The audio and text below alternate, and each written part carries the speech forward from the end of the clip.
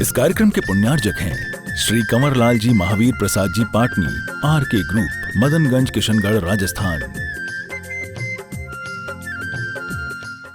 आज की जय जय जय।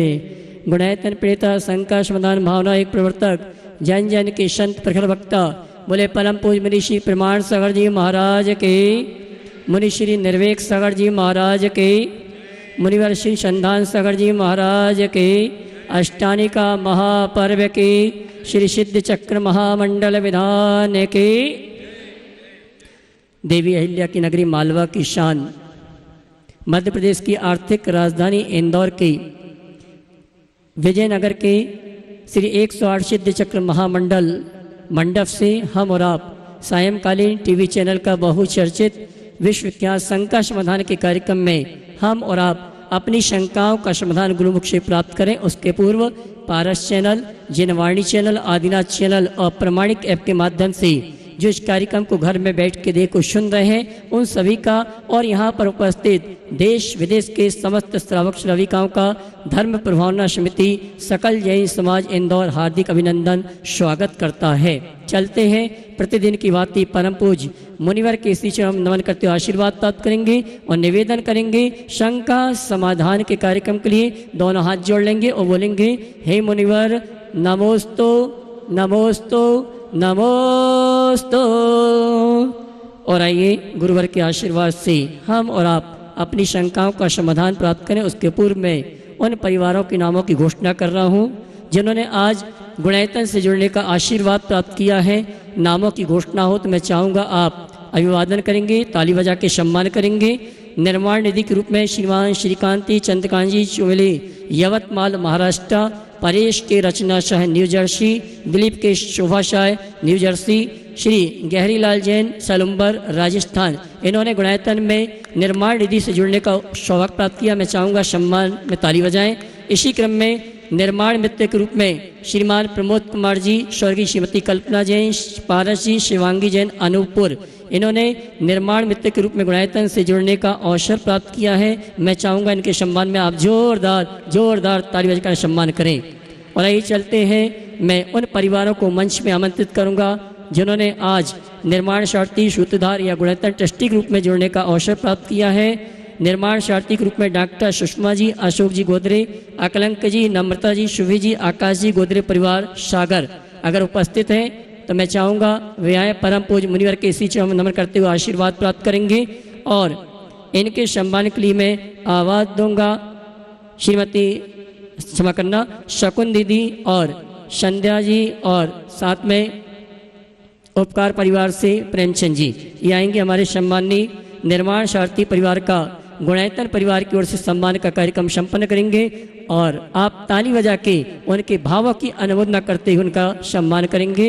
आइए इसी क्रम में सूत्रधार के रूप में जिन्होंने गुणायतन से जुड़ने का अवसर प्राप्त किया है, श्री ब्रह्म समण जी, श्रीमती अनीता जी गाजियाबाद। आइए डॉक्टर सुषमा जी, अशोक जी गोदरे जो एक मंडल लेके सिद्धों की आराधना कर रहे हैं। आइए इसी क्रम में सूत्रधार के रूप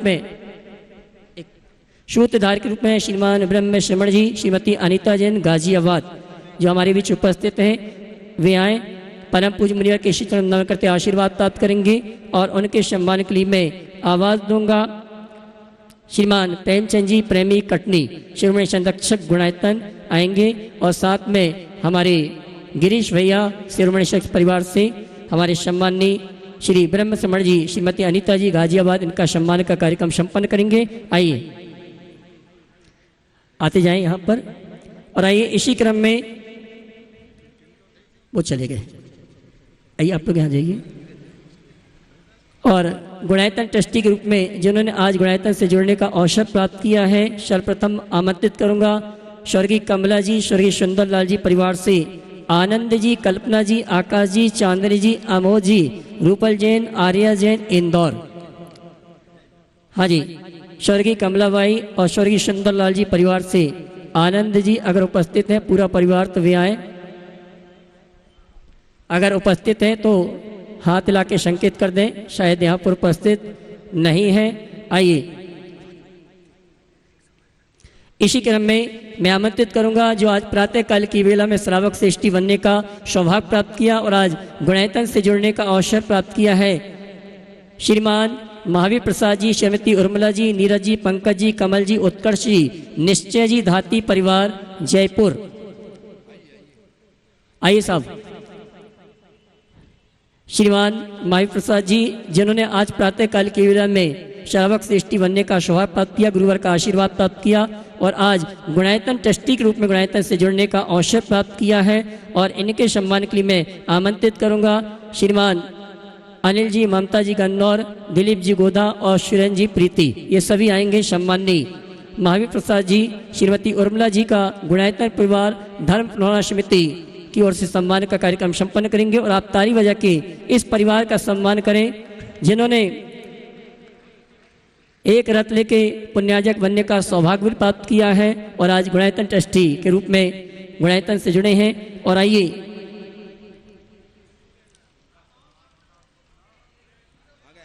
आ गए हमारे जी सभी पूरा हो जाता है। और आइए शिरोमणि संरक्षक के रूप में जिन्होंने आज गुणायतन से जुड़ने का अवसर प्राप्त किया है, हमारे डॉक्टर उपेन जी परिवार से doctor Manoj ji, doctor Sunita ji, doctor Upen जी, डॉक्टर मृदुला जी, सपना, अखिल शाह, मोनिका जी, ऋषभ जी, डॉक्टर विनय लक्ष्मी जैन, बोस्टन USA, जिन्होंने आज गुणायतन में शिरोमणि संरक्षक के रूप में जुड़ने का अवसर प्राप्त किया है, डॉक्टर मनोज जी, डॉक्टर सुनीता जी शायद नहीं है। और आइए चलते हैं हम और आप संघ का समाधान के कार्यक्रम के लिए निवेदन करेंगे परम पूज्य मुनिवर संधान सागर जी महाराज से। दोनों हाथ उठा के जयकारा लगाएंगे, बोले परम पूज्य मुनि श्री प्रमाण सागर जी महाराज की। शुरू करो। आज का यह अष्टानिका पर्व में विशाल मंडप में गुरुदेव के चरणों में अपन चलते हैं और आष्ट संटा समाधान का ये सत्र प्रारंभ करें। आज भी वही सिस्टम कि पहले पेटी से निकालें अपन, ताकि जो है उनको प्रश्न उनका आ जाए। बहुत बढ़िया। श्रीमती मंजू अजमेरा, विमल अजमेरा, वितुल अजमेरा, ऋतुल अजमेरा, मंडल क्रमांक 29। आज का प्रथम प्रश्न सौभाग्य है पूछने का, जिनके दोनों बेटे गुरुवर की सेवा में बहुत पूरे चातुर्मास में लगे। जोरदार ताली बजा दीजिए।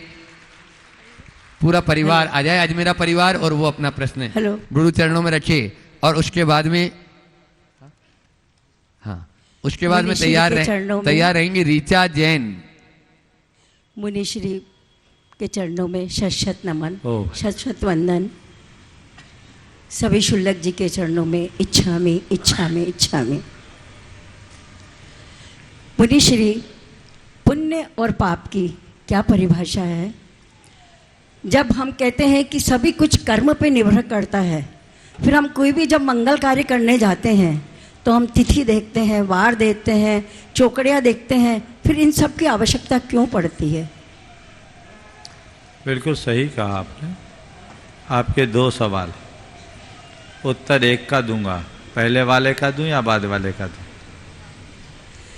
बाद वाले का दे देता हूँ, पहले वाले पे तो बहुत बार चर्चा हुई। ऐसा मैंने इसलिए किया कि बाद वाले भी एक ही सवाल करें, और मैं देख रहा हूँ आज पेटी भरी है, इसलिए सबको मौका मिलना चाहिए। महाराज जी, क्योंकि मैं सुन लो।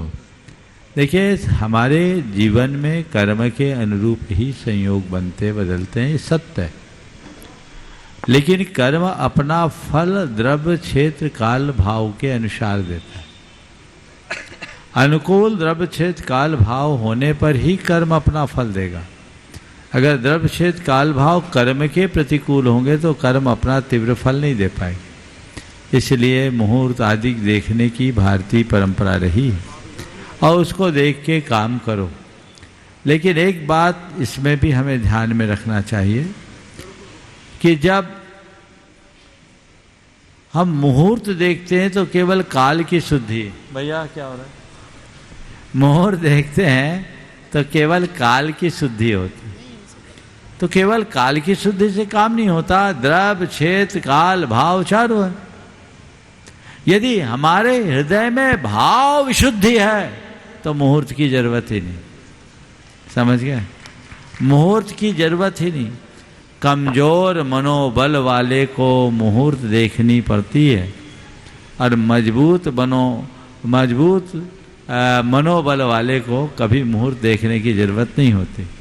अशोक जी है ना, परसों आ रहे हैं, कल ही आएंगे शायद।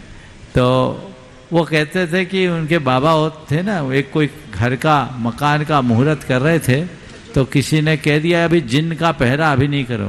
बोले अच्छा, अभी जिन का पहरा तो इसी पहर में हमको करना है कि सबसे अच्छा जिन आ जाएगा यहाँ तो हमें कोई चिंता नहीं रहेगी। तो जिसका मनोबल कमजोर हो वो मुहूर्त देखता है, जिनका मनोबल ऊंचा है उन्हें किसी मुहूर्त की जरूरत नहीं, बल्कि उच्च मनोबल के धनी से लोगों का मुहूर्त सुधर जाता है। हमें ये देखना चाहिए। नमोस्तु महाराज, नमोस्तु नमोस्तु। ऋचा जी जैन जो मालेगांव महाराष्ट्र से अपने बीते, और उसके बाद में सत्येंद्र जी जैन एडवोकेट तैयार रहे। मंच पे विराजमान सभी महाराज जी को मेरी ओर से नमोस्तु नमोस्तु नमोस्तु। क्षुल्लक जी को इच्छामि। महाराज जी, मेरा प्रश्न ये है एक मिनट रुकिएगा। हाँ,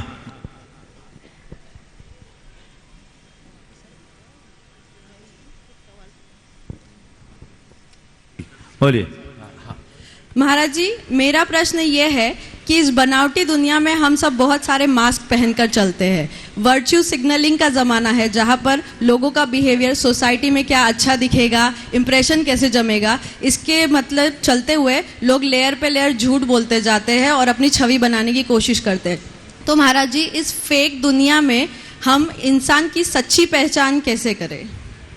देखो, बिल्कुल इस विषय में कुरल काव्य में बहुत अच्छी बात कही कि व्यक्ति के बाह्य आचरण से उसके अंतर मन पर विश्वास मत करो, उसको गंभीरता से देखो, और व्यक्ति की असलियत कहीं न कहीं प्रकट हो जाती है। आदमी अपने ऊपर लबादा ओढ़ के ज़्यादा देर तक नहीं रह सकता, कभी न कभी सत्य प्रकट हो। इसलिए क्या करें, आप व्यक्ति से जो भी अपना व्यवहार रखना है रखे, लेकिन हर किसी पर अंधा भरोसा न करें।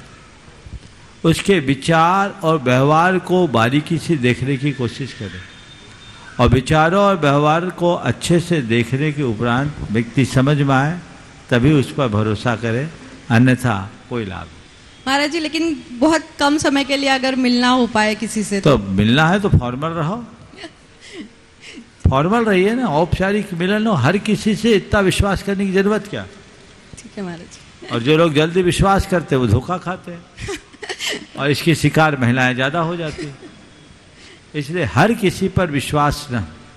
आचार्य महाराज का एक बहुत अच्छा हाइकू है, कच्चा घड़ा है उपयोग में ना लो बिना परीक्षा। कच्चा घड़ा है उपयोग में ना लो बिना परीक्षा। समझ गए? तो थोड़ा परखना बहुत जरूरी है, लेकिन हाँ थोड़ा ही परखना, परखते मत रह जाना। चलिए। नमोस्तु महाराज जी।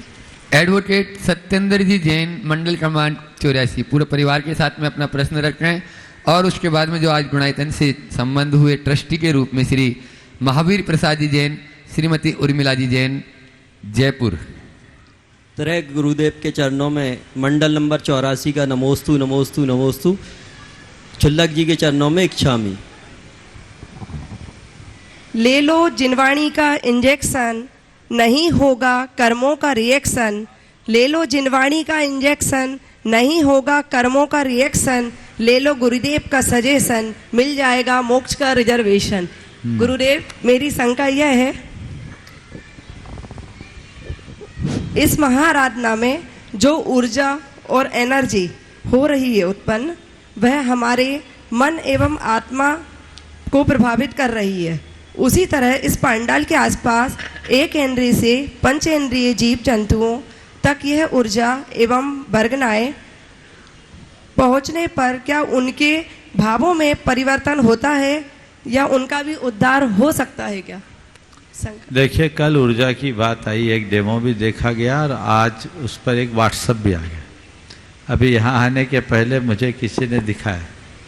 मैं सबसे पहले तो इस विषय में अपना पक्ष रख दूं कि मैं ऐसी किसी एनर्जी पर विश्वास नहीं रखता, मैं तो आत्मा की अनंत शक्ति पर भरोसा करता हूँ।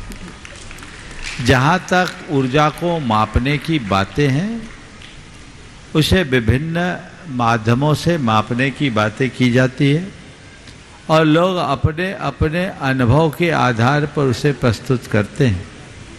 लेकिन अगर हम ऑकल्ट साइंस और आभा मंडल के सिद्धांत पर विचार करें तो ये बात स्पष्ट प्रतिभासित होती है कि व्यक्ति और वस्तु से ऊर्जा का संचार होता है और इस बात को जैन आगम भी स्वीकार करता है।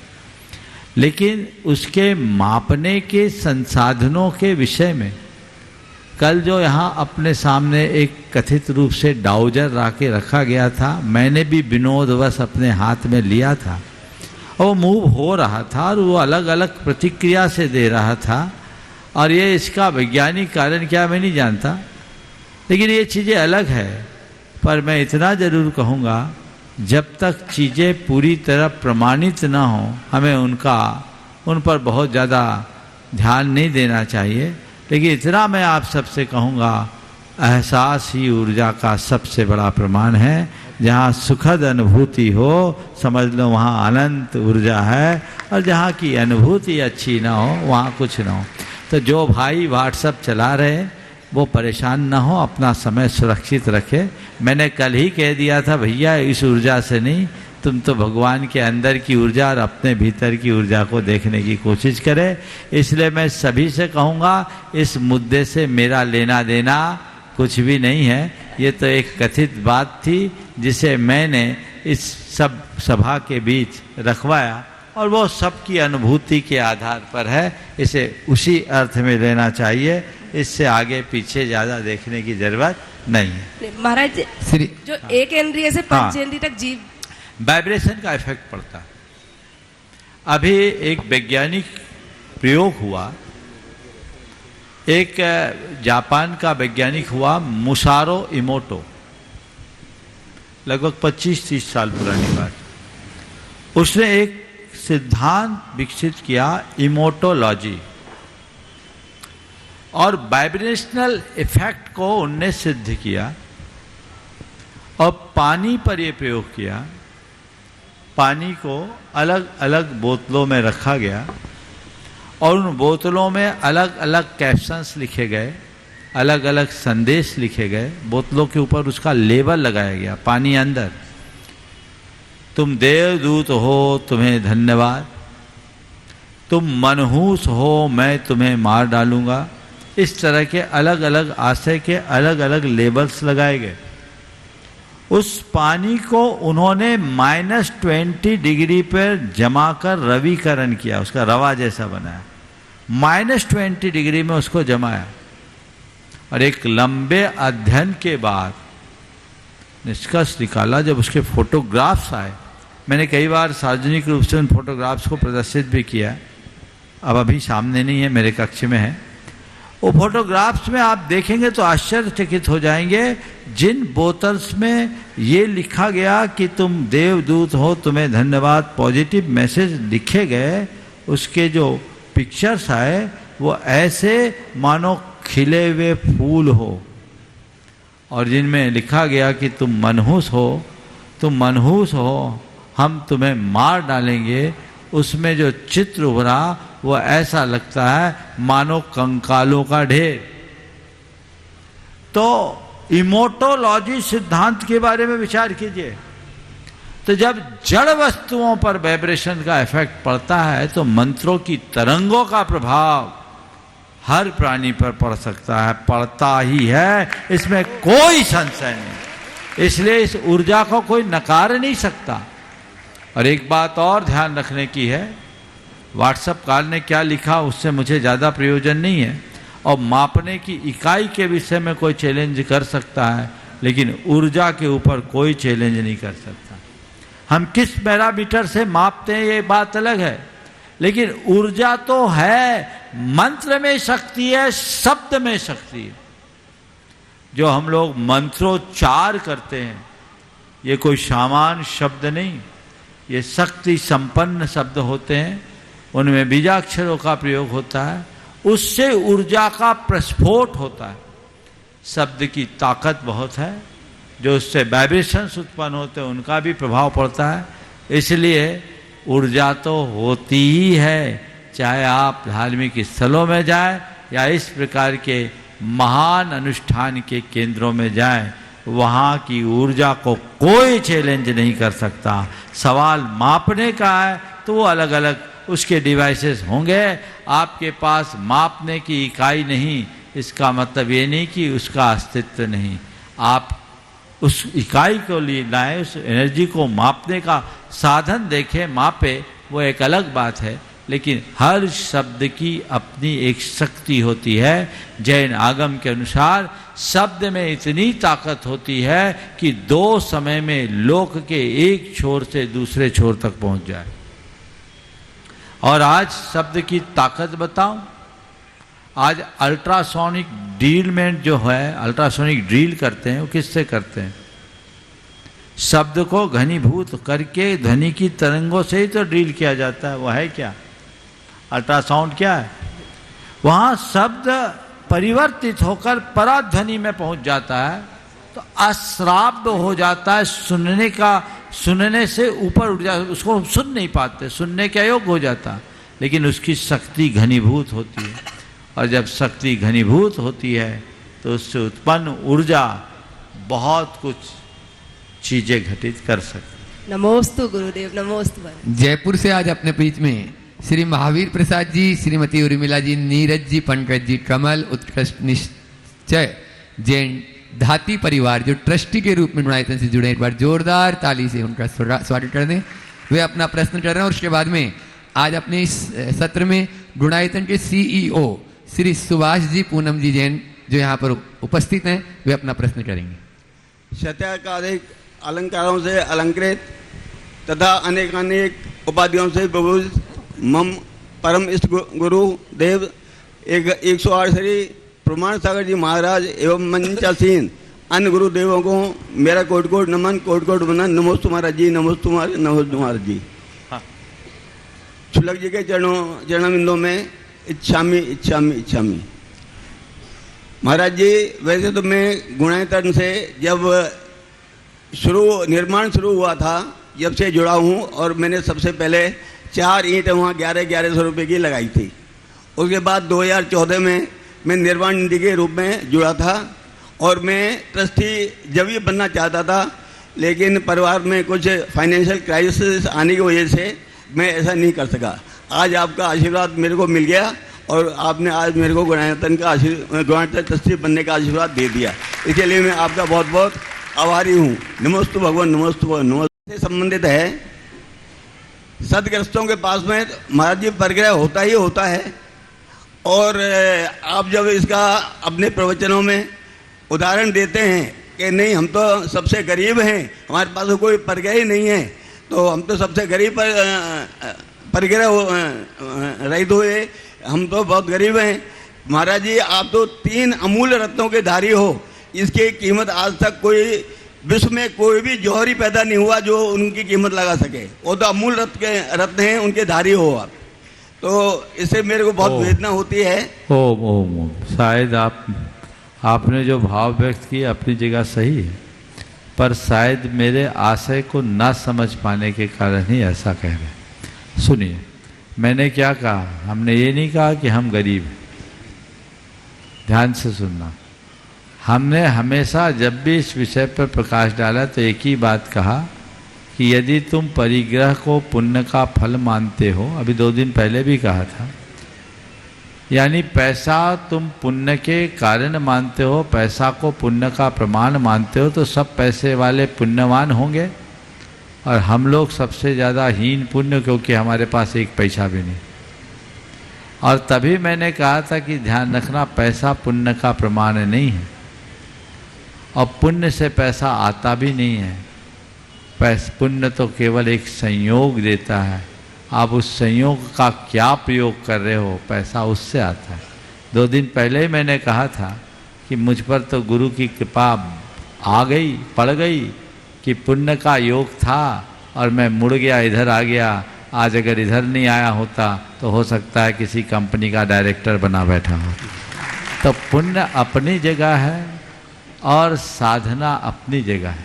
मैंने ये जो बात कही केवल इसी संदर्भ में कही है कि आप पैसे को पुण्य का फल मानना बंद कीजिए, पैसे को पाप मानिए और परिग्रह को पाप का संग्रह समझ करके चलिए ताकि जीवन अच्छा हो। नमस्ते भगवान, नमस्ते नमस्ते। गुणायतन में जो रात दिन अहर्निश अपनी सेवाएं दे रहे हैं, ऐसे सुभाष जी, पूनम जी जैन आज अपने बीच में है। जोरदार ताली बजाकर उनका स्वागत अभिनंदन करते बंधुओं, गुरुवर के सपनों को साकार कर रहे हैं। और उसके बाद में चाहूंगा धर्म प्रभावना समिति के पदाधिकारी वहीं पर जाकर उनका सम्मान करते हैं। पहले प्रश्न हो जाए उसके बाद। और परम श्रद्धेय गुरुदेव के चरणों में उसके बाद में स्वप्निल जी कोठारी चांसलर यूनिवर्सिटी तैयार रहेंगे और उनके साथ में योगेश जी अग्रवाल जी भी। परम श्रद्धेय गुरुदेव के चरणों में शत नमन। मंच पर विराजमान मुनिराजों के चरणों में सादर नमोस्तु। विराजमान चुल्लक महाराजों के चरणों में सादर इच्छामि। गुरुदेव, अभी अष्टानिका महापर्व में बताते हैं कि जैसे शास्त्रों में लिखा है और आपने भी बताया कि नंदीश्वर द्वीप में स्वर्ग से सभी देव लोग जाते हैं और बहुत पूजा अर्चना करते हैं, बड़े बड़े विधान वहाँ पर होते हैं। मेरे मन में ऐसा यहाँ देखकर लगता है कि शायद इससे भी कुछ अच्छे होते होंगे, हमको नहीं मालूम, लेकिन वहाँ मुझे नहीं लगता कि वहाँ मुनिराज, कोई निर्ग्रंथ मुनिराज की उपस्थिति होती होगी। ये एक ऐसी चीज़ है जो शायद उनको उपलब्ध नहीं हो पाती है, हम लोगों को यहाँ उपलब्ध हो रही है। गुरुदेव, ये हम लोगों का अहोभाग्य है, तो इस पर आपका मैं कंफर्मेशन चाहता हूँ गुरुदेव। नमोस्तु गुरुदेव। पहले तो मैं चाहूँगा एक बार सुभाष जी का, दंपति का आप लोग जोरदार अभिनंदन करें और इस सवाल के उत्तर के बाद बीच में आप लोग उनका सत्कार भी करेंगे जब तक दूसरा सवाल होगा। अभी उत्तर हो जाने दीजिए। आपने जो बात कही बहुत ही अर्थपूर्ण बात है। बीच में नहीं, उत्तर मैं दे दूं उसके बाद, तब तक दूसरा सवाल हो। खड़े हो जाए आप लोग साथ में। आइए। मैं आपसे कह रहा था, आपने बहुत अच्छा सवाल किया है कि नंदीश्वर द्वीप में कैसा रहता होगा। देखिए, नंदीश्वर द्वीप का जो वैभव है उसकी तुलना में तो हम कुछ नहीं कर रहे, लेकिन मैं ये कह रहा हूँ कि यहाँ जो है वो कहीं नहीं हो। आपके सवाल के उत्तर के क्रम में मैं एक बात कहना चाहूँगा। एक बार श्री रामचंद्र जी के विवाह पंचमी का उत्सव हो रहा था अयोध्या में, यानी उनकी वैवाहिक वर्षगांठ मनाई गई। विवाह पंचमी होने के अगले दिन एक माली ने पूरा मड़वा बनाया और मड़वा बना करके उसने वहाँ पूरा विवाह पंचमी का उत्सव किया। लोगों ने कहा, अभी इतना बड़ा उत्सव हुआ, वो तुम्हें पसंद नहीं आया जो आज अलग से कर रहे, उस उत्सव में क्या कमी थी? इतना बड़ा उत्सव हुआ, पूरी अयोध्या उमड़ी, और फिर तुम वो तुम्हें पसंद नहीं आया, तुम अलग से उत्सव मना रहे हो, उसमें क्या कमी थी? माली ने जो जवाब दिया वो आप सबको ध्यान देने होंगे। उसने कहा, वहां सब कुछ था पर एक कमी थी। उस उत्सव में सब कुछ था पर एक कमी थी। पूछा, क्या कमी थी? बोले, उसमें सब कुछ था, मैं नहीं था। तो नंदीश्वर द्वीप में रहेंगे देवता, रहने दो, हम कहाँ थे? हम तो है ही नहीं, जा ही नहीं सकते। इसलिए हमारे लिए तो ये नंदीश्वर द्वीप से भी बढ़ करके है। ये आनंद हम सबको लेना है। बड़ी बात है कि मुनिराज विराजमान है। और फिर मुनिराज की बात है तो मुनिराज तो वहाँ उनको देवताओं को मिलेंगे ही नहीं, उनके लिए तो मनुष्य लोक में ही आना पड़ेगा। इस अर्थ में धरती के मनुष्य देवताओं से भी ज्यादा भाग्यशाली हैं। इसलिए मानव पर्याय को सुर दुर्लभ सब ग्रंथ ही गावा कही गई है। चलिए आप स्वागत कर देंगे। और उसके बाद में स्वप्निल जी कोठारी चांसलर एनएसआई यूनिवर्सिटी और साथ में योगेश जी अग्रवाल पूरे अपने ग्रुप के साथ में हैं, वे अपना प्रश्न रख रहे हैं।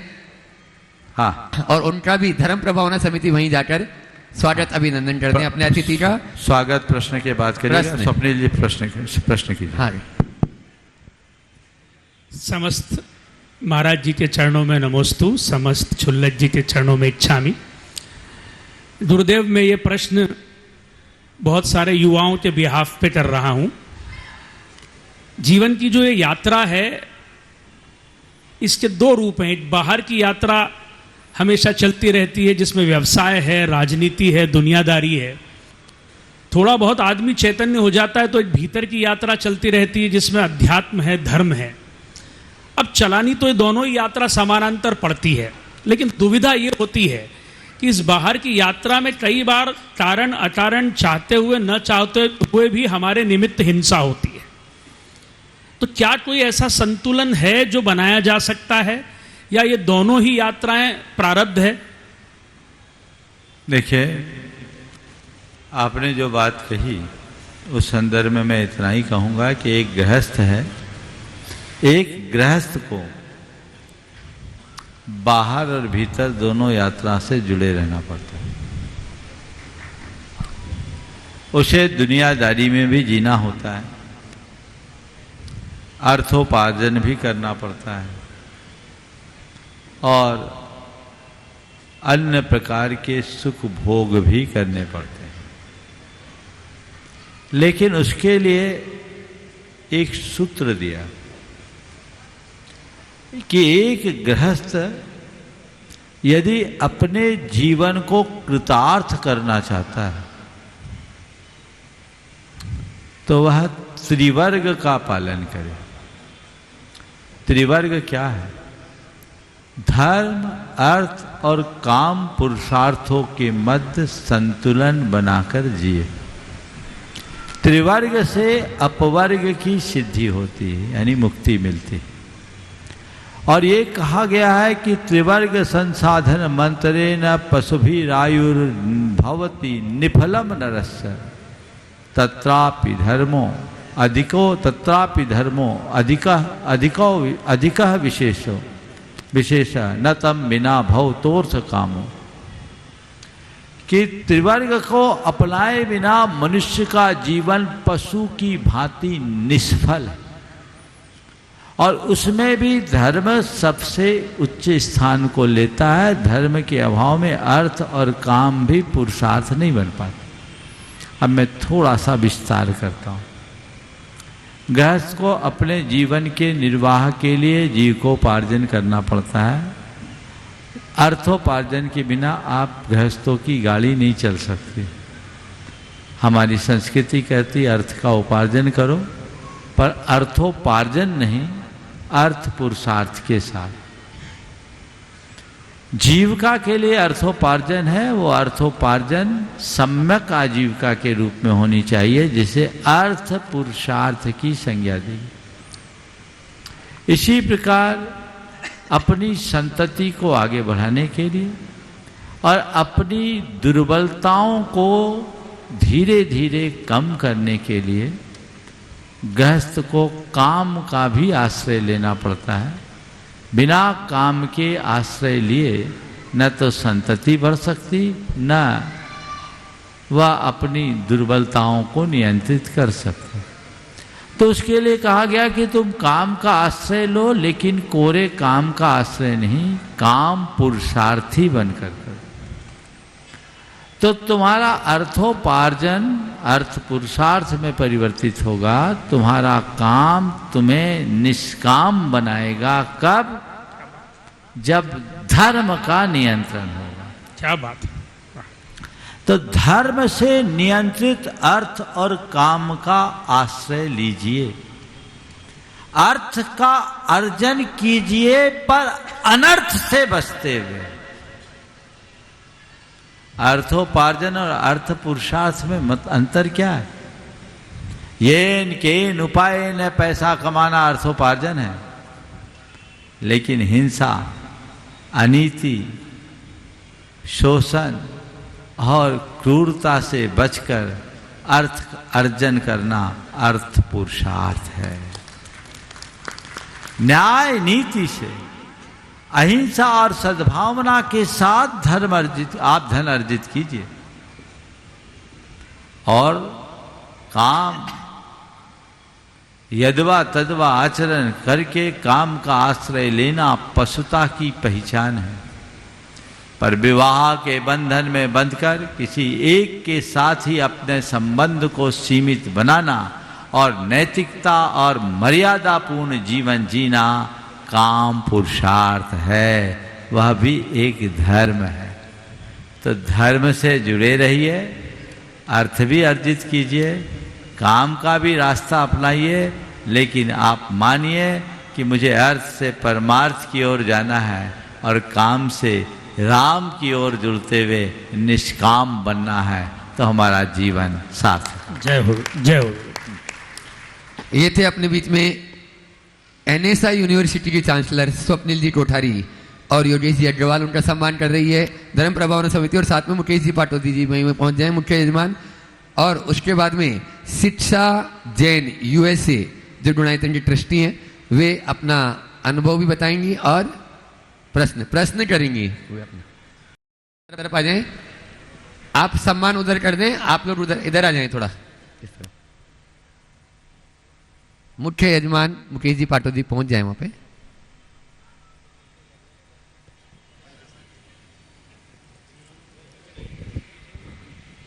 थोड़ा समय बचाएं। शिक्षा जैन यूएसए। समस्त महाराज श्री के चरणों में नमोस्तु नमोस्तु नमोस्तु। कहाँ से बोल रहे हैं? इनके पीछे। अच्छा, हाँ, यूएस वाले, हाँ ठीक। और उसके बाद में मोनिका डोटलिया इच्छामी इच्छामी इच्छामी। तैयार रहेंगे परिवार पूरा। महाराज श्री, मेरे 2 क्वेश्चन हैं। एक प्रश्न कर लो। एक की अनुमति, हाँ बोलिए। महाराज श्री, मेरे को ये भावना योग इतना स्वास्थ्य के मामले में इतना आगे बढ़ रहा है, पर रिश्तों के मामले में वो कैसे वर्क करता है? उसका साइंटिफिक रीजन है या कोई साइकोलॉजिकल रीजन है? और देखिए, आप भावना योग करिएगा, अगर हमारी सोच अच्छी बन जाएगी तो सब अपने आप अच्छे बन जाते हैं। रिश्ते सोच से बनते हैं और सोच से बिगड़ते हैं। अच्छे रिजल्ट के लिए कितनी बार और कितनी देर भावना योग करें महाराज से? आप कम से कम 25 मिनट का भावना योग नियमित करें। ओह, चलिए। मोनिका जी गोटलिया गुणायतन ट्रस्टी हैं जो यूएसए से है। ये भी मंडल पुण्यार्जक 28 नंबर मंडल के पुण्यार्जक हैं और प्रमाणित समूह के बहुत ही एक्टिव कार्यकर्ता हैं। एक बार जोरदार ताली बजाकर इनका स्वागत अभिनंदन कर दें। मोनिका जी प्रश्न कर रही हैं और उसके बाद में प्रोफेसर नीरज कुमार जैन। देखो, अभी दूसरे नाम आएंगे, उसके पहले कुछ नाम मैं बुलाऊंगा। हाँ बोलिए। तीनों महाराज जी के चरणों में नमोस्तु और शुल्लक जी के चरणों में इच्छामी। महाराज जी, आज का प्रश्न मेरे बेटी ने भेजा हुआ है लिख के, मैं वो पढ़ती हूँ। श्रेया गोयलिया कैलिफोर्निया अमेरिका से नमोस्तु निवेदित करते हुए पूछ रही है, जब मेरे अमेरिकन कलीग्स या फ्रेंड्स मुझसे पूछते हैं क्या जैनिज़्म हिंदू धर्म जैसा है, तो मैं कहती हूँ नहीं। तो वे पूछते हैं जैन धर्म क्या है। मुझे जैन धर्म को संक्षेप में समझाने में मुश्किल होती है, क्योंकि मैं नहीं चाहती कि वे मेरे जवाब के आधार पर गलत धारणा बना ले। तो मेरा प्रश्न है, जैन धर्म को फॉरेनर्स को संक्षेप में कैसे समझाएं? बहुत अच्छा सवाल किया। देखिए, जैन धर्म के विषय में यदि हमें किसी को भी बताना है तो ये कहें कि जैन धर्म भारत का एक प्राचीनतम धर्म है, स्वतंत्र धर्म है और इसकी 4 प्रमुख विशेषताएं। सबसे पहली बात, जैन धर्म की बात करें तो ये अहिंसा, अनेकान और अपरिग्रह जैसे सिद्धांत पर विश्वास करता है। जैन धर्म अहिंसा मूलक धर्म है जो किसी भी प्राणी को किसी भी प्रकार से आघात न पहुंचाए, ऐसी बात करता है। और इस अहिंसा के लिए वो आत्म समानता की बात करता है, इक्विनिटी की बात करता है कि सब इक्वल है, सब समान है, सबकी आत्मा एक है। ये समानता का संदेश केवल और केवल जैन धर्म देता है। दूसरी बात, अनेकांतवाद एक ऐसा दर्शन है जो सबके विचारों का समन्वय करने का मार्ग बताता है और हमें सहिष्णु बनाता है, सहिष्णुता का पाठ पढ़ाता है। अपरिग्रह का सिद्धांत पूरे समाज में समानता और समता लाने का मार्ग प्रस्तुत करता है। और चौथी बात, प्राणी मात्र को समान मानने की है और उसी आधार पर जैन धर्म में कर्मणा वर्ण व्यवस्था की बात है। ये जैन धर्म की बात है। और जैन सिद्धांत की बात करें तो जैन सिद्धांत आत्मा में ही परमात्मा का वास मानता है और ये कहता है हर आत्मा परमात्मा है, उसमें वैसी शक्ति है जो अपनी चेतना का विकास करके परमात्मने को प्राप्त कर सकता है। संक्षेप में अगर बताएं तो इतना बता सकते हैं। नॉन इंडियंस को, अमेरिकन्स को इतनी सारी बातें शॉर्ट में कैसे समझाएं? उनको एक लाइन में समझाओ, और उनको अगर एक लाइन में समझाना हो, मुझे अंग्रेजी में समझाने में थोड़ी कठिनाई होगी, मैं हिंदी में बोल रहा हूँ, आप लोग उसको अपने हिसाब से कन्वर्ट कर लीजिएगा। अगर किसी को, हमें एकदम आम आदमी को जैन धर्म के बारे में समझाना है तो एक वाक्य में कह सकते हैं कि जैन धर्म एक ऐसा धर्म है जो व्यक्ति को सहज, शांत, संतुलित और सकारात्मक जीवन जीने का रास्ता बताता है। एक लाइन, सहज, शांत, संतुलित और सकारात्मक जीवन जीने का रास्ता हमें जैन धर्म से मिलता है। अब ये कैसे मिलता है? क्योंकि जैन धर्म में नॉन वायलेंस है, जैन धर्म में अनेकांत है, जैन धर्म में अपरिग्रह है। ये बातें जैन धर्म के मूल आधार है जिससे हम अपने जीवन को आगे बढ़ा सकते। नमोस्तु महाराज। पूज्य महाराज श्री जी पत्नी सी अभी आगे किसी को बुलाएं, उसके पहले आज बहुत सारे कार्यकर्ता जो इस विधान को संपन्न करने में, आगे रथावर्तन में और पूरे चातुर्मास को संपन्न बनाने में अलग अलग टीम लगती रही है, तो मुझसे आज लोगों ने अनुरोध किया, मैं क्रमशः 3 टीम को अलग अलग बुलाऊंगा। थोड़ा बैठिए, जब आपका नंबर आएगा, जिनका नंबर आएगा वो उठेंगे। सबसे पहले ये जो उत्साही कार्यकर्ता हैं, जैनेश भाई, पवन जी और दिलीप और क्या नाम है, सुरेश जी, पूरा नाम मुझे नहीं मालूम, ये ग्रुप है जो आगामी 15 तारीख के रथावर्तन के लिए जी जान से लगा हुआ है। ये पूरा ग्रुप एक साथ खड़े हो जाए, और डीके जैन तो सभी ग्रुप में है, तो एक बार इस ग्रुप से एक सवाल होगा। ये ग्रुप उस रथावर्तन के कार्यक्रम को भव्य स्वरूप देने के लिए बहुत श्रम कर रहा है। मैं चाहूँगा एक बार जोरदार जोरदार अभिनंदन करें, और आप एक सवाल करें। सबको दिखा दो भाई। हाँ, पूज्य प्रमाण सागर जी महाराज सत्संग के चरणों में तिरबार नमोस्तु। गुरुदेव, इंदौर का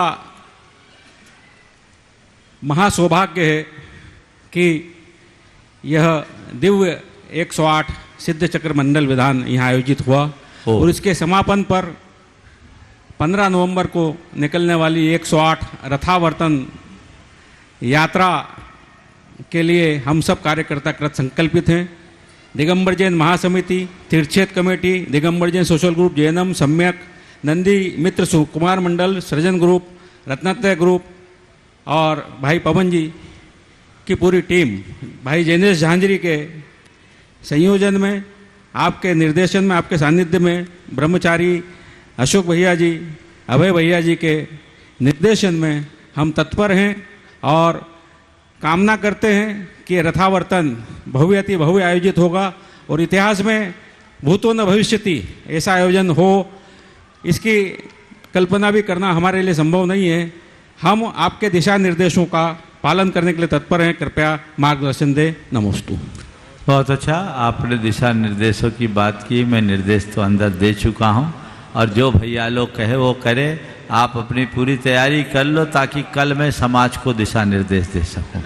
और इतना जरूर कहूँगा कि पूरे देश की दृष्टि, पूरी दुनिया की दृष्टि इस होने वाले रथावर्तन महोत्सव पर है, और ये बहुत बड़ा अवसर है। मैं आप सबसे इतना ही कहूँगा, ये संदेश पूरे इंदौर में फैला दीजिए, बल्कि आसपास, कि उस रथावर्तन के अवसर पर कोई भी व्यक्ति अपने घरों में न रहे, सब सड़कों में आए और ये सैलाब देखे। अभी बहुत सारे लोगों को ये शिकायत रह गई कि हम पीछे रह गए, हमें अवसर नहीं मिला, हम विधान में बैठते तो आनंद आता, लेकिन न तो सबको ऐसा अवसर मिलता है और न ही सबको ऐसी अनुकूलता होती है। यहाँ एक सीमा थी, जितने लोग लाभ ले लिए सो ले लिए, लेकिन जो वंचित रह गए उनको यही 108 भगवान का समवसरण अलग अलग 108 रथों में सवार होकर इंदौर के सड़कों में जाएगा, जहाँ हर कोई, सारी जनता जनार्दन उसका लाभ ले सकेगी, आनंद ले सकेगी। क्योंकि हम कितना ही बड़ा पंडाल बनवाएं, यहाँ पूर्ति नहीं हो सकती। और इसी की पूर्ति के लिए ये भगवान का विहार होने वाला है। आप ऐसी कल्पना करना मानो साक्षात भगवान का समावसरण जा रहा हो और ये जनमेजनी उमड़ रही है। तो उसकी व्यवस्था में पूरी की पूरी टीम 400-500 लोगों का समूह केवल व्यवस्था को बनाने के लिए लगा है। ये अपने आप में कोई साधारण आयोजन नहीं, बहुत बड़ा आयोजन है। मैं सभी कार्यकर्ताओं को कहता हूँ पूर्ण उत्साह, उमंग, तत्परता और जागरूकता के साथ इस कार्यक्रम को आपको सफल बनाना है। अभी यही आशीर्वाद है और आपको विशेष आशीर्वाद रथावर्तन के बाद मिलेगा। अभी यहीं और अब मैं दूसरी टीम जिनको मैं बुला रहा हूँ वो पहले से खड़ी है। एक मिनट और। गुरुदेव धर्मेंद्र जी, नवीन गोदा जी, हर्ष जी और दोनों भैया जी, इनके नेतृत्व में पवन सिंह जी, जिनेश झांझरी जी, कल 13 तारीख को रात को सभी 108 जिनालयों और कार्यकर्ताओं की पूरी टीम की एक मीटिंग यहाँ आयोजित की गई है। इस हेतु भी आपका आशीर्वाद अपेक्षित। बहुत बढ़िया। नमस्ते गुरुदेव। ये पूरी कल रात को 8 बजे पूरी धर्म प्रभावना समिति के ही नेतृत्व में ये मीटिंग है और उस मीटिंग में जो मीटिंग रखी गई है सारे कार्यकर्ताओं को आना चाहिए। बहुत बढ़िया। हाँ, अब मैं उन कार्यकर्ताओं को जो नींव के पत्थर बनकर काम करते रहे पूरा चातुर्मास, जब से चल रहा हम लोगों के आगमन के पहले से, ये जो मूर्तियां दिख रही है ना सामने, ये पूरे संघ की वैयावृत्ति और सेवा में तत्पर युवकों की टीम है। आप लोग देखते ही हैं और आपको ये पता ही है कि हम लोगों के दर्शन करने के लिए भी आप लोगों को पहले इन लोगों के दर्शन से गुजरना पड़ता है। और ये बहुत बहुत उत्साही टीम है। आज एक सवाल ये लोग भी करेंगे, करतल ध्वनि से जोरदार उनका अभिनंदन करिए और उसके बाद फिर नेक्स्ट तैयार रहेंगे। चलिए।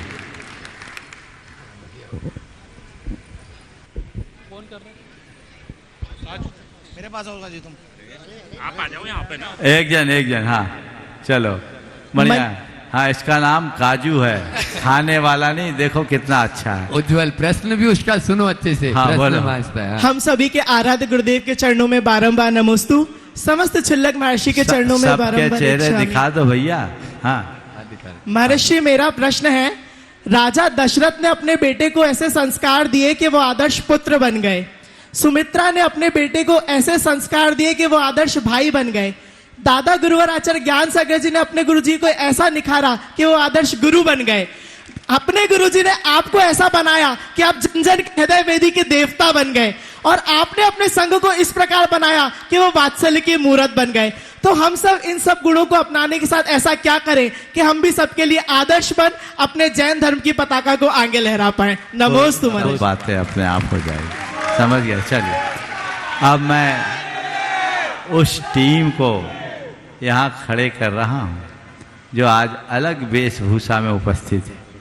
इतना बड़ा ये सिद्ध चक्र महामंडल विधान, यद्यपि सब लोग इस कार्यक्रम में जुड़े हुए हैं, लेकिन मैं उन कार्यकर्ताओं को बुला रहा हूँ जो अभी दिखते नहीं, कभी मंच में आने का मौका नहीं मिलता। बड़े बड़े पदाधिकारी तो रोज आते हैं, लेकिन जब तक ये कार्यकर्ता सामने ना हो तब तक काम नहीं होता। डीके जैन, राजीव जैन, अंकुर जैन, विकास, आशीष, दिलीप मेहता, पंकज, आपके डॉक्टर संजय, अनवी और कौन कौन, प्रदीप, ये पूरी की प्रदीप शास्त्री, राजीव निरा, अंकुर जैन, ये जो पूरी टीम दिख रही है, इस पूरे के पूरे सिद्ध चक्र विधान की व्यवस्थाओं में अपनी सहभागिता दे रहे हैं। एक बार इनका भी जोरदार जोरदार अभिनंदन कर दीजिए। और ये लोग एक सवाल करेंगे। अभी ये टीम के अलावा और भी बहुत सारी टीमें हैं, कई तो अभी कार्यालय में बैठी अपनी ड्यूटी दे रही है, कोई अभी भोजन व्यवस्था में अपनी ड्यूटी दे रही है। मैं चाहूँगा जो टीमें रह गई है, नवीन भाई, कल उनको भी मौका दे दो ताकि उनको भी एक बार तो इस आयोजन में अवसर मिलना चाहिए। पहले आप सबसे कहूँगा एक बार इन कार्यकर्ताओं का जोरदार करतल ध्वनि से उत्साहवर्धन कीजिए।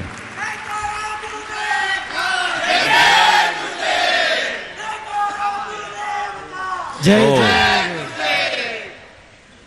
परम पूज्य महाराज श्री सत्संग के चरणों में त्रैवार नमोस्तु। सुलग जी महाराज को सादर इच्छामि। महाराज श्री, हम मेरे जीवन काल में ये प्रथम अवसर है कि इतने बड़े विधान का आयोजन, इतने बड़े धार्मिक आयोजन को हम अपनी आंखों से देखने जा रहे हैं और देख रहे हैं।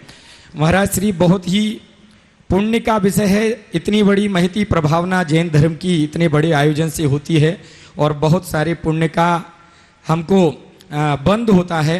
किंतु महाराज श्री, ये देखने में आता है कि जितने बड़े आयोजन बृहद स्तर पर होते हैं उसमें क्रियागत अशुद्धि उतनी ज़्यादा देखने में आती हैं। अभिषेक आदि के कार्य में लोग अशुद्धि पूर्वक बहुत सारी क्रियाएं कर लेते हैं अपने आप को छुपाते हुए।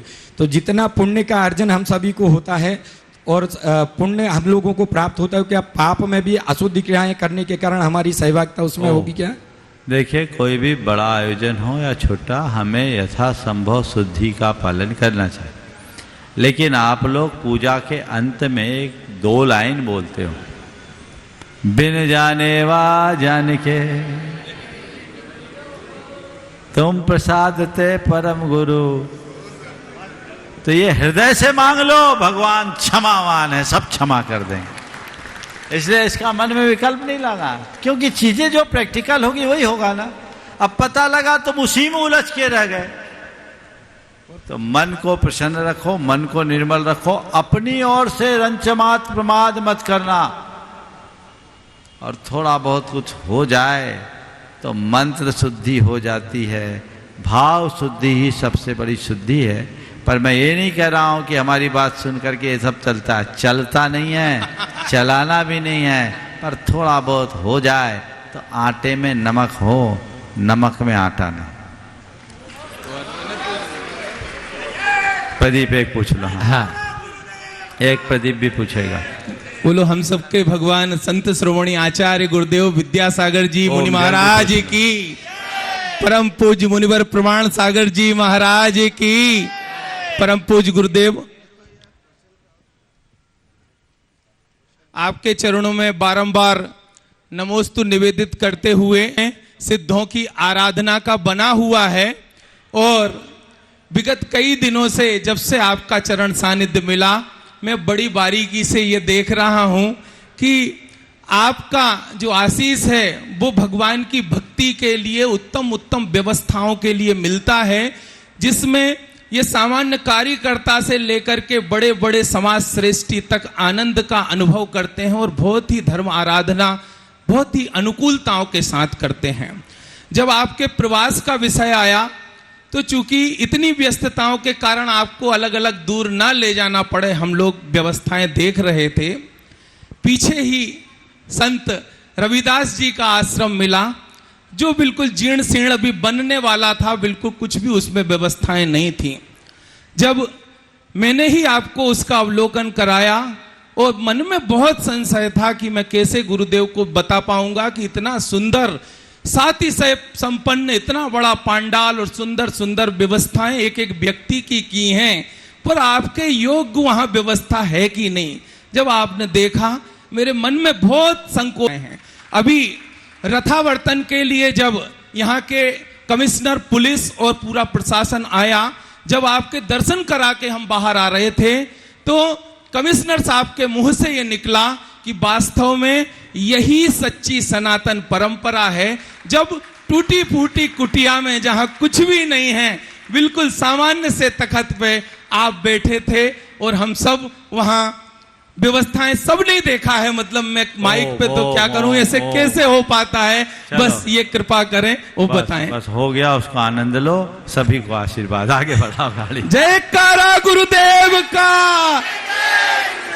बस चलिए, उत्साही कार्यकर्ता हैं नीरज कुमार जी जैन, जिनका मंडल भी है प्रोफेसर, महालक्ष्मी नगर उपस्थित हैं पूरे परिवार के साथ में। महाराज देखो मुनित्रय को, हाँ बोले वे अपना, हाँ मुनित्रय को बारंबार और उसके बाद में निवेदित करता हूं। मंडल नंबर जैन कमल जो बॉम्बे से अपने बीच में, हाँ मंडल नंबर 74 से परिवार आपको बारंबार नमोस्तु करते हुए, भगवान ये तो सर्वविदित ही है और वैसे ही हमारा मंडल परिवार भी अभिभूत है, आश्चर्यचकित है इस भव्य आयोजन से। परंतु जो मेरे ससुर साहब यहाँ पर आए, सुबह जब हम अर्घ चढ़ा रहे थे तो कर्म की 8 संख्यात असंख्यात अनंतानंत प्रकृतियों से रहित उन सिद्ध प्रभु की हमने जब वंदना की, निश्चित रूप से उन्हीं के कॉन्टेक्स्ट में वो असंख्यात और अनंत गुण की भी व्याख्या होती होगी। लेकिन भगवान जगत में एक और अवधारणा, ओ पालनहारे जब हम गाते हैं तो हम कभी कभी ये भी गाते हैं कि निर्गुण और न्यारे। तो अनेकांत में क्या हम अनंत गुण के साथ निर्गुणता को भी समायोजित कर सकते हैं तो कैसे भगवान शंका का समाधान? अगर अनेकांत की बात करो तो सब आ जाएगा। हमारे यहाँ तो निर्गुण तो सब द्रव्य में कहा गया, द्रव्य से या निर्गुणा गुणा। भगवान आपके अंदर वे कोई गुण नहीं है जो संसारियों में रहते, इसलिए आप निर्गुण हो गया। आप उन सब गुणों से निकल गए इसलिए निर्गुण है। ऐसा कह सकते हैं कि नहीं? तो ये व्यवस्थाएं हैं, जो गुण आप में पूर्व में थे वो आप उन गुणों से अलग है, इसलिए निर्गुण है। और जैन धर्म में गुण को शाश्वत कहा, इसलिए गुण कभी नष्ट नहीं होते। इस दृष्टि से जैन धर्म में किसी को निर्गुण नहीं माना जाता। पर अनेकांत की दृष्टि से कहें तो ऐसा हो सकता। गुरुदेव कहते थे वैशेषिक दर्शन बुद्धि आदि विशेष गुणों के अभाव का नाम मोक्ष मानता है। गुरुदेव कहते हैं हाँ, अगर बोल दो मति ज्ञान आदि के अभाव का नाम मोक्ष है तो हम मान लेंगे, पर तुम सारे गुणों के अभाव को मोक्ष कहोगे तो हम नहीं मानेंगे। तो ऐसी व्यवस्था है। जब हम भजन गाएं तो बस आगे। अभी पूज्य महाराज श्री जी जो भट्टामर पर पुस्तक आ रही है और गुणायतन में भी बहुत बड़ा जो कार्य कर रहे हैं, ऐसे जैन कमल जी अपने बीच में आज मुंबई से यहाँ पर उपस्थित हैं। एक बार जोरदार ताली से उनका स्वागत अभिनंदन करें और वे अपना प्रश्न करें। उसके बाद में इस देश के भामासा अशोक जी पाटनी के परिवार से सुशीला जी पाटनी धर्मपत्नी व्रती और शांता जी पाटनी पूरा गुरु पाटनी परिवार। सभी प्रभु जी को चरण स्पर्श। मैं बॉम्बे से आया हूँ, लेकिन मेरी ज़िंदगी का ये 10 दिन से मैं 10-12 दिन यहीं रुका हूँ। ये एक प्रक्रिया मेरी ज़िंदगी में कभी नहीं हुआ था प्रभु जी। पहली बात। पॉइंट नंबर 2 है, आप सभी लोगों से मेरा करबद्ध प्रार्थना है कि जो मैं लेके आया हूँ शायद आपने अभी तक न देखा हो और आगे देखने को नहीं मिलेगा। करोड़ों मंत्रों का समावेश है यहाँ के काम में, जो 27 साल लगे हैं मुझे उसको करने में। अब मैं एक पेंटिंग का खाली डिस्क्रिप्शन कर रहा हूँ प्रभु जी। 24 भगवान हैं कि नहीं है ये मुझे पता नहीं है, लेकिन महावीर भगवान और चंद्र प्रभु रोज मेरे घर आते हैं। मेरे घर में जो गमले हैं उसे में उजाला और रोशनी और रात और दिन की खुशबू दे के जाते हैं। एक फूल उगता है जो हम मंदिर में अर्पित कर देते हैं। तो आप इन सब चीज़ों को वहाँ देख पाएंगे और अपने बच्चों के साथ देख पाएंगे तो बहुत अच्छा लगेगा, क्योंकि टेक्नोलॉजी वाइज टेक्निकली आप लोगों ने ऐसा कुछ नहीं देखा है जो किया गया है। तो मेरा अनुरोध है पूरे टीम से और जो 9 डायमंड है यहाँ गुरुदेव के उनके साथ, और सब लोग तो लगे हुए ही हैं, सभी लोग जरूर से उसका अवलोकन करें। अब 2-3 दिन ही बचा है, क्योंकि ट्रक के ट्रक वर्क आए हैं बॉम्बे से, और आप जरूर उसका आनंद लें। यही क्वेश्चन था। क्वेश्चन ओम चलिए एक बार इनका जोरदार अभिवंदन कर दीजिए। देखिए बहुत अच्छा सुयोग है। हमारे जैन कमल एक अच्छे आर्टिस्ट हैं, और साथ ही आपके इंदौर में आप भी आ जाइए योगेंद्र जी सामने थोड़ा। ये भी एक बहुत अच्छे चित्रकार, आप लोग इनकी चित्रकारिता से अच्छे से परिचित है। योगेंद्र जी सामने आइए। और इन दोनों की चित्र की प्रदर्शनी यहाँ लगी है, आप सबको देखना चाहिए। एक बहन जी और आई है आज मेरे पास, और पुष्पा जी बेंगलोर से, वो भी आपकी इंदौर की ही हैं। वो भी अपनी बहुत सारी पेंटिंग्स लेकर आई हैं, पर शायद उनको अभी जगह नहीं मिल पाई। अब मैं कहूँगा कमेटी से उनको जहाँ अनुकूल जगह समझ में आ जाए उनको भी अवसर दे दिया जाए, और लोग कलाकारों की इन कलाकृतियों को देखकर उसका सही मूल्यांकन कर सके। जो भी कला के साधक हैं उनको अगर आपका प्रोत्साहन मिलता है तो उससे कला निखरती है। कला केवल कला नहीं, वो एक प्रकार की साधना है। और ये लोग जो उकेर रहे हैं, मैंने तो जब देखा और तो मैंने मुख से ये निकला था, योगेंद्र जी एक बार जब अपने घर में मुझे ले गए थे दिखाने के लिए, तो मेरे मुख से ये निकला, ये तपस्या है। जैन कमल भी जब करते तो घंटों महीनों लग जाते हैं। तो ये चीज़ें एक साधना है जो धुन के धनी लोग ही कर पाते हैं। आप लोग जरूर इसका लाभ लीजिए। बहुत बहुत आशीर्वाद। पीछे अब आगे सवाल करने दो, टाइम हो गया। सुशीला जी पाटनी अपना प्रश्न है। जेएमबी परिवार भी साथ में ही है, उनका भी अपना मंडल है, लेकिन साथ में इनका आज पूज्य महाराज श्री ने प्रातःकाल की बेला में एक बहुत घोषणा की कि हमेशा आती हैं। आज जो आप देख रहे हैं वह विमान और मंडल पूरा का पूरा वह नया अब हमेशा के लिए इन्होंने आज गुणायतन के लिए समर्पित किया है। जोरदार तालियां से आर के मार्बल परिवार के लिए। सुशीला जी अपना प्रश्न करें और शुरुआत में चंद्रकला जी पाटनी तैयार रहें। महाराज श्री जी के चरणों में नमोस्तु। तीनों महाराजों और छुल्लक जी हमारे इच्छा। महाराज श्री जी अभी 64 अर्घ चढ़ाए थे अपन ने, तो उसमें गंधर्व वाले और 64 रिद्धि के थे। तो 48 गंधर्व वाले और आगे के 64 तो महाराज जी ये दोनों ही 64 रिद्धि के होते हैं, या जब भी पूजा विधान करते हैं तो ये अलग करना चाहिए या ऐसा? देखिए 64 रिद्धि के नहीं है, ये 64 अर्घ के। सिद्ध चक्र मंडल विधान में 8, 16, 32, 64 आदि अर्घों का क्रम है। अब 64 अर्घ चढ़ाने के लिए 48 तो रिद्धियों के हो गए, और 48 के बाद कितने बचे? 16। तो 16 अन्य मंत्र जोड़ दिए गए सिद्धों के। ये 64 रिद्धि के नहीं है। और 64 रिद्धियाँ इन्हीं 48 रिद्धियों को बढ़ाने पे होता है। जैसे विक्रिया के 11 भेद कर देते हैं और चारण रिद्धि के 8 भेद कर देते हैं, तो 11, 8, 19 बढ़ जाते हैं। तो इन सबको मिलाने से क्रिया रिद्धि और विक्रिया रिद्धि 2 भेद कर देते हैं विक्रिया रिद्धि के। तो ये सब भेद उपभेद मिलाने पे 48 के 64 हो जाते हैं। तो मूल 64 रिद्धि में भी यही 48 है जो हमारे मूल मंत्र है, उनकी आराधना करना चाहिए। 64 रिद्धि विधान के मंत्र अलग हैं, और इसको बोल देते 64 अर्घ तो 64 रिद्धि विधान हो गया, 64 रिद्धि विधान हो गया। गलत बात है। गणधर वाले तो इसमें है, लेकिन इस विधान को, चौथी पूजा को 64 रिद्धि विधान कहना उपयुक्त नहीं है। 64 रिद्धि विधान संस्कृत की और हिंदी की अलग से प्रकाशित है। उसमें इन्हीं रिद्धियों को आधार बनाकर 64 बनाए गए हैं, और वो अलग से कर सकते हैं। तो जिनको 64 रिद्धि चाहिए वो उसको उसमें देखें। ठीक है ना? नमोस्तु महाराज। चंद्रकला जी पाटनी रांची जो गुणायतन के मंत्री भी हैं, और उसके बाद ब्रह्मचारिणी सुनीता दीदी जी बांसा पूरे कत्था वाले परिवार के साथ में तैयार रहेंगी ना। मेरी तरफ से जगत के सब जीवों की तरफ से मुनिराजों के चरणों में नमोस्तु। सब छुल्लक जी महाराज के चरणों में इच्छा में। महाराज श्री कहते हैं कि जो मन को वश में कर लेता है वो सच्चा विजेता होता है। तो इस चंचल मन को वश में कैसे किया जा सकता है? देखिए, चंचल मन को वश में विजय करना ही हमारी सबसे बड़ी साधना और वही हमारा ध्येय भी। पर चंचल मन को वश में करने के लिए हमें अभ्यास चाहिए और वैराग्य चाहिए। अभ्यास वैराग्याभ्याम तद निरोध है।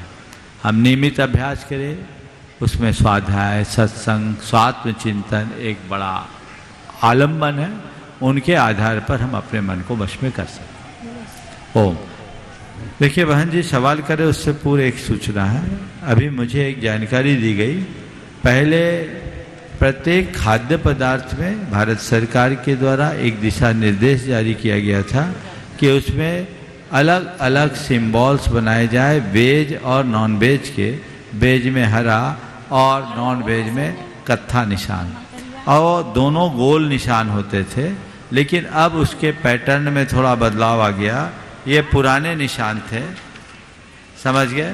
ये नॉन वेज के दोनों निशान थे ओल्ड। अब नया जो निशान आया है उसमें इसको त्रिकोण बना दिया है। ये देखिए, अब आप जब भी देखें ये वेज है, ये नॉन वेज है। ये वेज का हरा है, गोल है, और नॉन वेज का ये त्रिकोण है।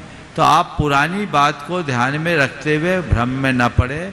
अब जब कभी भी आप कोई भी खाद्य पदार्थ खरीदे तो ये देखिए, अगर ये सिंबल कहीं लगा हुआ है ऐसा त्रिकोण, तो समझ लीजिए ये खाने योग्य नहीं है, ये नॉन वेज है। और इसका प्रचार अधिक से अधिक लोगों तक करना चाहिए। मुझे ये जो जानकारी दी है प्रमाणिक है ना भैया? हाँ देखो, आजकल बहुत जल्दी कोई भी चीज़ें जब ऑथेंटिक है, सरकार के द्वारा नोटिफाइड है ना, मैं उन लोगों के आधार पर बोल रहा हूँ कि ये अब आप कोई भी पदार्थ को देखें तो इस बात को ध्यान में रख करके ही प्रयोग करें। पीयूष जैन आष्टा ने इसके संकेत दिए। बहुत बुरा है।